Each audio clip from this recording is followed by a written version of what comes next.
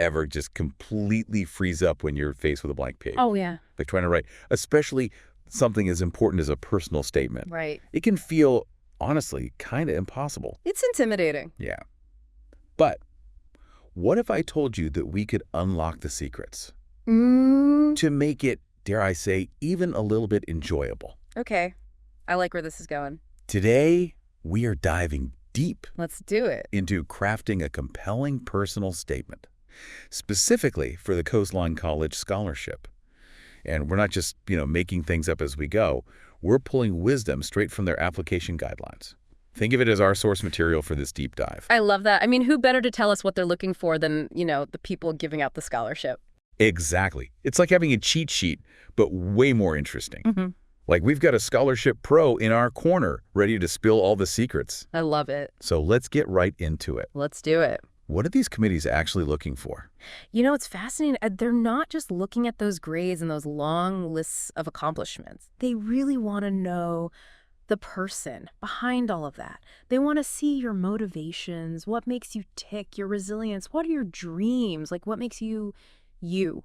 And the best way to reveal that is through your story. It's so true. Anyone can list off, I won this award and I got this grade. Yeah. But it's those stories, those moments, the experiences behind the achievements that really captivate. Right. Right. Absolutely. And the application guidelines actually emphasize this. Oh, interesting. They actually say, treat this less like a rigid essay and more like a chance to share your unique journey. Yes, I love that. Which brings us to, I think, a really good point.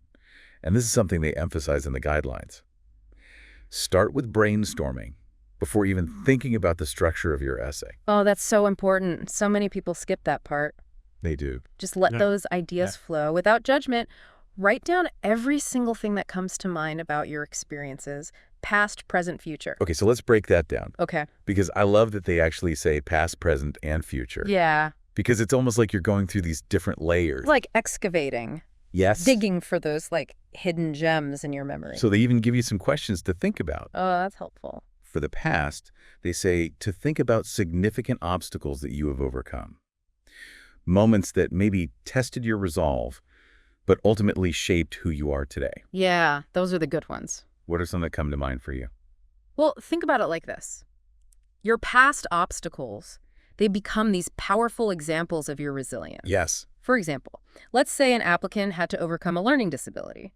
Now, instead of just writing, I have a learning disability, they could share an anecdote about a specific time they struggled with, maybe a particular subject in school. Right. The steps they took to succeed, and then how that whole experience made them passionate about helping others who are experiencing the same challenges.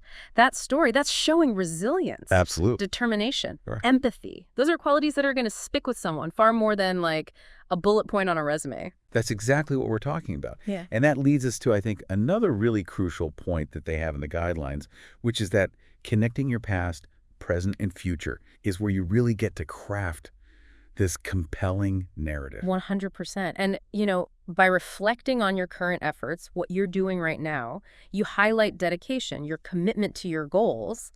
And then when you talk about what you want to do in the future, well, that's where you get to showcase the impact of this scholarship and what you would do with it. It's like they can actually see, almost like a movie, of the amazing things that you will achieve with this support. Exactly.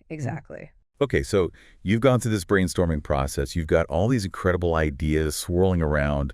How do you take all of that and weave it into, something that's cohesive, impactful? They give some really smart advice on that too.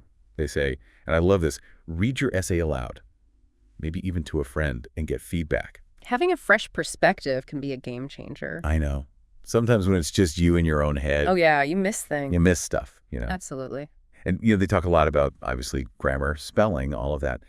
But they also say something that I think is really crucial. Make sure your authentic voice shines through. Yes. This is about you. Yeah. Does it sound like you? Does it capture your unique perspective? Because anyone can write an essay. Right. But this is about getting to know you. Exactly. And I think that is a really great note to sort of end on as you embark on crafting your scholarship story. Remember, the most important ingredient is you.